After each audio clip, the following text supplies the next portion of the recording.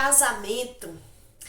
Depois da queda, depois que Adão e Eva, nossos pais, caíram e pecaram, o pecado entrou no mundo, acredito que com isso entrou uma crise muito grande no casamento, no conceito, casamento, família.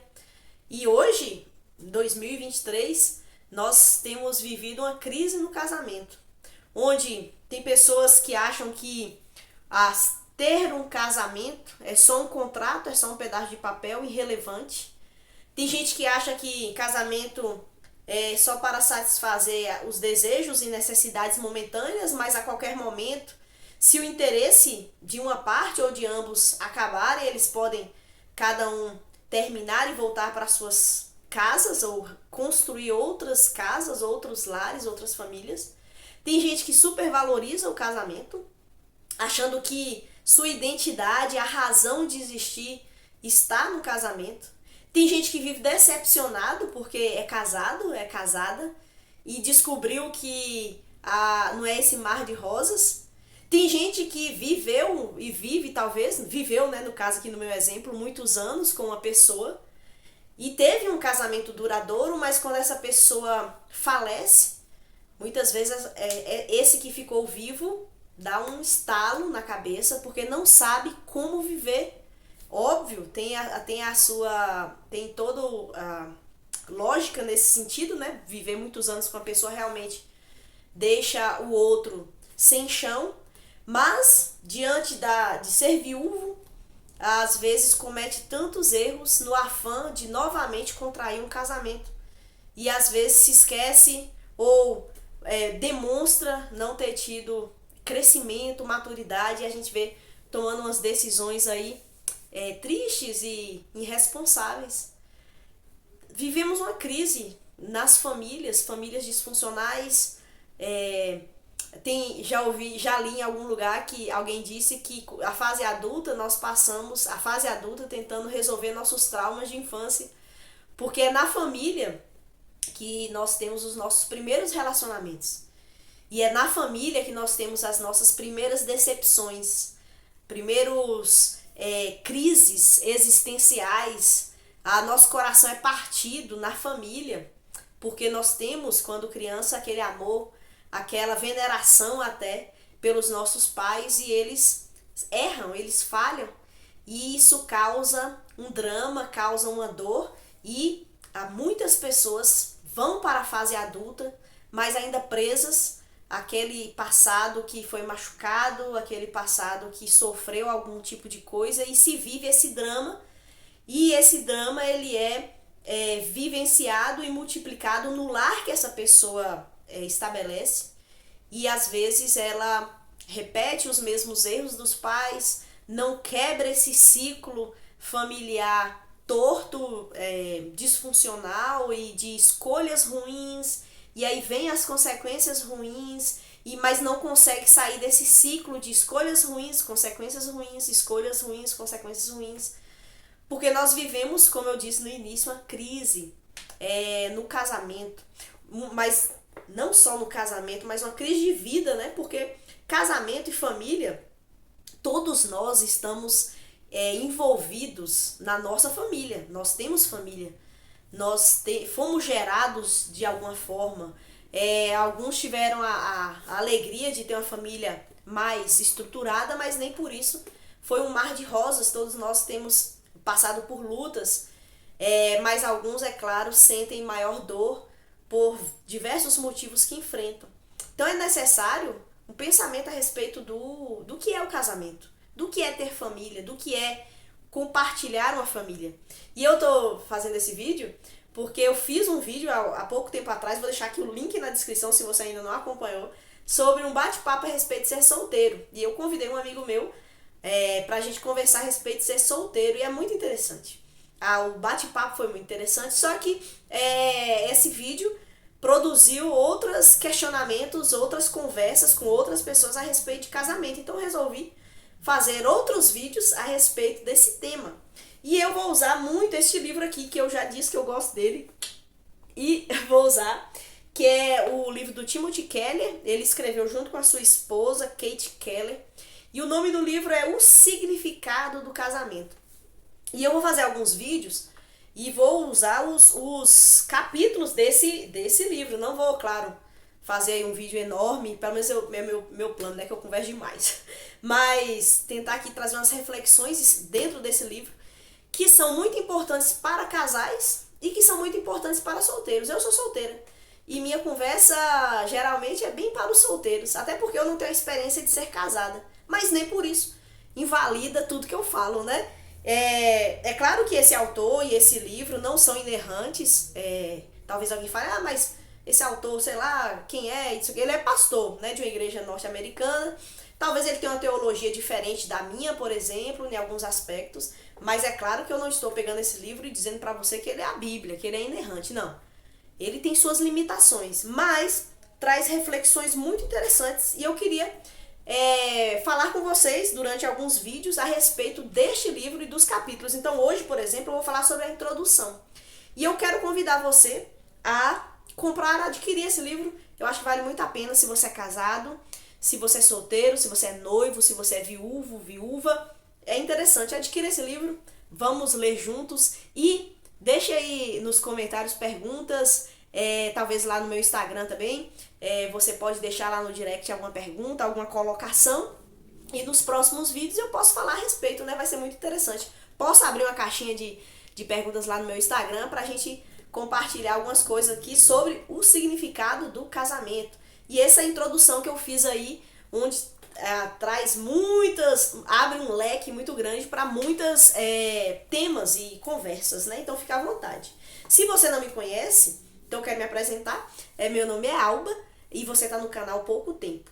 E aí gostaria de pedir a você, se você ainda não é inscrito, que por favor você se inscreva neste canal, deixa o like, compartilha, porque essas coisas ajudam demais o canal para poder justamente chegar esse conteúdo para outras pessoas, né? Então, voltando aqui para o livro, o Timothy Kelly com a sua esposa, eles fazem esse livro baseado muito na experiência dele como pastor, os dois ali sendo conselheiros de casais, mas nessa igreja que ele estava, nesse momento que ele escreveu esse livro, em Nova York, a igreja tinha assim, um número muito grande de solteiros, e eu achei interessante esse livro, porque traz essa perspectiva do solteiro adulto, que não contraiu matrimônio, por diversos motivos, né? Daí às vezes não cabe a gente também ficar querendo saber o motivo, mas isso é a realidade, existem solteiros, e como lidar com eles.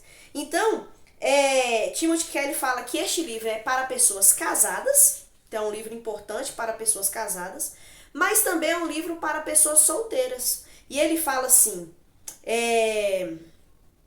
mas meu objetivo central é apresentar a casados e solteiros uma visão daquilo que o casamento é de acordo com a Bíblia. E também ajudará os solteiros para que não fiquem desesperados para casar, o que é destrutivo, nem descartarem a ideia de casar, o que é igualmente destrutivo. Além disso, uma obra sobre casamento, fundamentada na Bíblia, poderá ajudar cada leitor a formar um conceito mais claro do tipo de pessoa que ele deve considerar como um bom cônjuge. E aí, o Tim Kelly, ele escreve esse livro nessa perspectiva, para pessoas casadas e solteiras. Por quê? E por isso que eu achei interessante esse livro. Porque trata, por exemplo, ele traz, né, à luz da palavra de Deus, o esclarecimento de como o casamento é belo. A começar pela própria Bíblia, a dinâmica da Bíblia. A Bíblia começou com o casamento de Adão e Eva. Então, a gente já percebe, o casamento é uma instituição de Deus. E lá, na narrativa de Gênesis, capítulo 2, capítulo 1 e 2, né, que é uma repetição ali, fica muito claro que o casamento é monogâmico, é uma instituição dada por Deus, é heterossexual, são pessoas adultas, Adão e Eva foram feitos adultos, há responsabilidades, apesar dele não ter pai, né, físico e nem Eva, como nós temos, mas lá deixa claro, o homem deve deixar pai e mãe, se juntar à sua mulher, então há um compromisso, uma responsabilidade. E aí é uma coisa linda que a Bíblia apresenta logo de cara, porque o casamento é algo criado por Deus, é algo então que merece a nossa atenção e merece que nós paremos para pensar a respeito da grandiosidade que é o casamento. Mas também não valorizarmos os solteiros a ponto de desesperarmos da vida se nós não formos casados. A Bíblia termina lá em Apocalipse falando também sobre casamento. Mas aí é o casamento da igreja com Cristo. Porque a igreja e Cristo, o casamento é um exemplo da união de Cristo com a igreja. E aí nós aprendemos sobre o evangelho, aprendemos sobre o amor de Deus também a partir do casamento. Deus usa coisas físicas e materiais que nós vemos para exemplificar coisas espirituais. Então o casamento, ele deve apontar para Cristo. E isso é muito, muito belo. E outra coisa, nós precisamos refletir a respeito do casamento, porque foi Deus quem criou o casamento. E se Deus inventou o casamento, aqueles que nele ingressam devem esforçar-se ao máximo para compreender e sujeitar-se aos propósitos divinos nessa união. Então, se você é casado ou deseja casar e vive no ambiente familiar, nós precisamos refletir de que quem inventou o casamento, quem criou o casamento, é que trará as devidas instruções para o bom andamento do casamento. Aí, o autor usou aqui até um exemplo interessante, que é quando a gente compra algum objeto, um celular, uma televisão, uma máquina de lavar.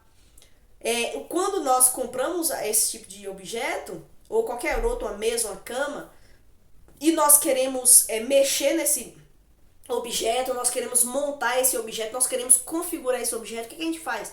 Nós temos que ir no manual que vem junto com o produto, porque aquele manual do fabricante explica como nós devemos usar aquele material para que ele tenha um bom uso, uma boa durabilidade e haja conforme tem o seu objetivo. Aquele objeto tem um objetivo e para que ele alcance esse objetivo é necessário ser usado da maneira correta. Então, para nós compreendermos o casamento, como ele deve funcionar, qual é o significado desse casamento, a pessoa precisa então se voltar para o Criador do casamento e ouvir dele aquilo que ele tem para nós. E a palavra de Deus nos deixa claro sobre isso daqui, né? E aí, quando eu falei sobre como o evangelho exemplifica o casamento e o casamento exemplifica o evangelho, o autor escreve aqui: por isso o evangelho nos ajuda a entender o casamento e o casamento nos ajuda a entender o evangelho. Então veja a preciosidade que é o casamento. Só que a nossa cultura, a nossa sociedade, a nossa pecaminosidade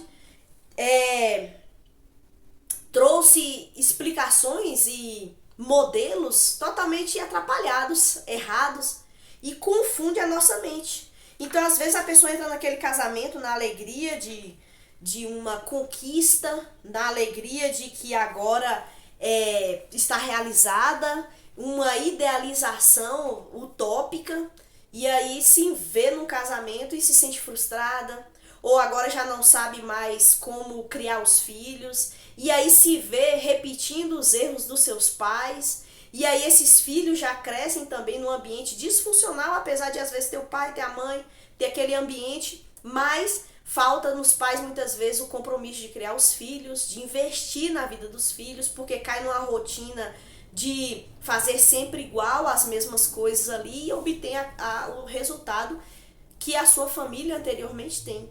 Então, e o solteiro, né? O solteiro adulto, já vive talvez sozinho, já está envolvido em alguns trabalhos e tudo, e vive só. Como esse cristão ele deve viver?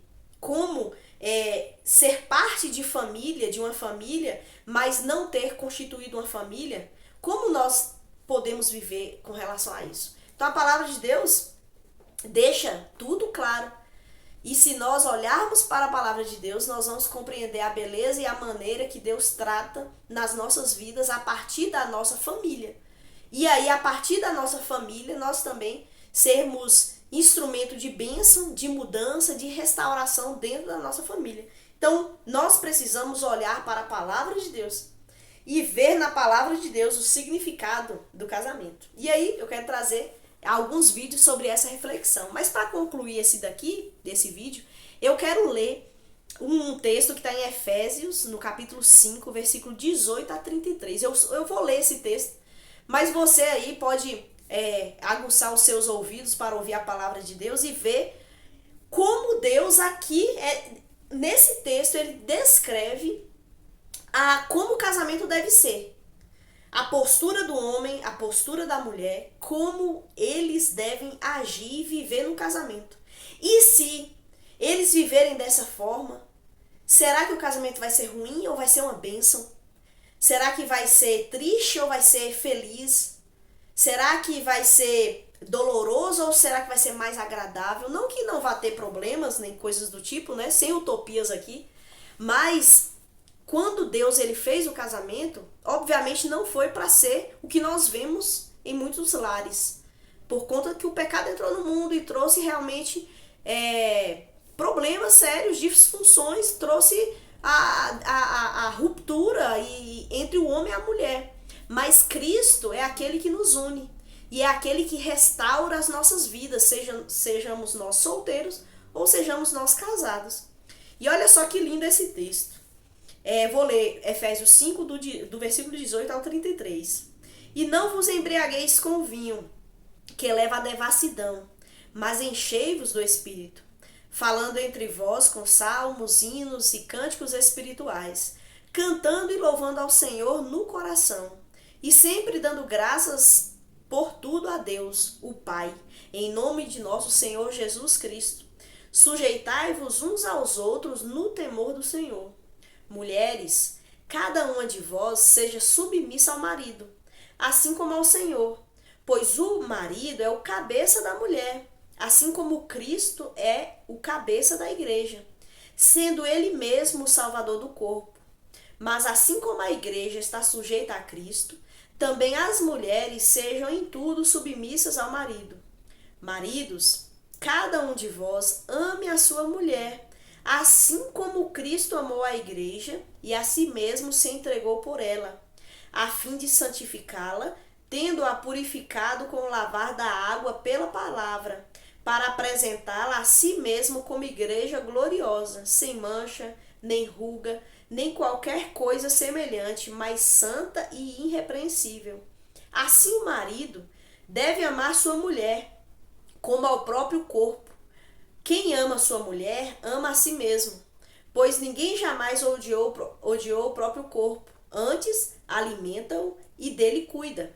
E assim também Cristo em relação à igreja, porque nós somos membros do seu corpo. Por isso o homem deixará pai e mãe e se unirá à sua mulher, e os dois serão uma só carne.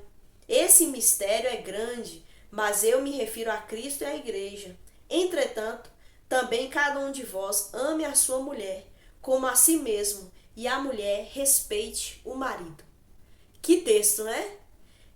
Eu sei que muita gente parou quando disse aqui mulheres sejam submissas aos seus maridos, por conta da nossa cultura, que não entende o termo que está aqui de submissão e já acha que é opressão, e já acha que é violência, e aí vem toda essa narrativa triste. Mas se você depois desligar esse vídeo, você ir meditar nesse texto, você vai ver que coisa linda. E tem gente que fala, não, mas eu não vou ser submissa ao meu marido como Cristo está pedindo aqui, porque ele não me ama. E aí também já é outra conversa, né? Ou então o marido, não vou amar minha esposa como Cristo amou, porque Cristo amou e deu a sua vida. Uma entrega total de amor. Eu não vou fazer isso porque ela não merece, eu não vou fazer isso porque ela não é submissa, e aí vira encrenca. Mas Cristo, ele veio para nos restaurar, nos santificar, nos fazer pessoas humildes, umas com as outras. Se Cristo estiver no casamento, o homem e a mulher vão ler esse texto e vão achar a coisa mais bela do mundo. Porque em todo momento você vê o cuidado de Deus conosco, a começar do início. Não vos embriagueis com vinho, onde há devassidão. Isso aqui é um cuidado de amor que Deus está tendo conosco, para que a gente não se enverede num caminho de autodestruição. Quando diz aqui o homem então deixará pai e mãe, está dizendo, olha, responsabilidade. Você precisa ser adulto, você precisa crescer. Nós temos que chegar num momento da nossa vida que a gente tem que abraçar a fase adulta de responsabilidade, de compromisso, de retidão, de obediência a Deus.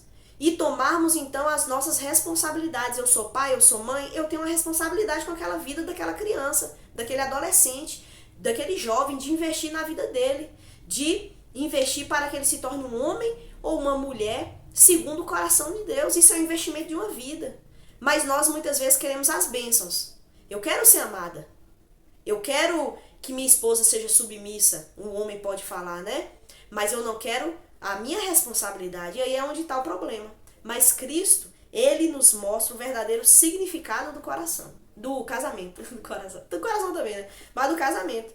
E se nós olharmos para Cristo e vivermos a vida a partir de Cristo, tudo é diferente. Nós precisamos olhar para Cristo. E aí eu só falei aqui da introdução. Na outra semana eu vou falar sobre o capítulo 1, o significado, o segredo do casamento. Qual é o segredo do casamento? Iremos descobrir semana que vem. Mas sugiro a você que adquira o livro, leia. Você que é solteiro e não vai casar, por exemplo, eu já vi que eu não vou casar. Tô muito velho, já tô muito velho, ou então acostumei, e essa é a vida pra mim. Compre esse livro, leia também, porque nós precisamos ver a beleza daquilo que Deus fez e sermos bênção para aqueles que nós temos tido contato. Então, se você é casado já há muito tempo, leia também. Deus quer sempre trabalhar em nossas vidas para que nos forjar a imagem do seu Filho Jesus. Então, uma bênção esse livro, e é só uma ferramenta, tá? Para que você veja a beleza do amor de Deus através de Cristo Jesus e que nossas famílias possam ser ordenadas e restauradas a partir do sangue de Cristo. Deus abençoe você, Deus abençoe sua família. Muito obrigada por você me acompanhar até aqui e até a próxima.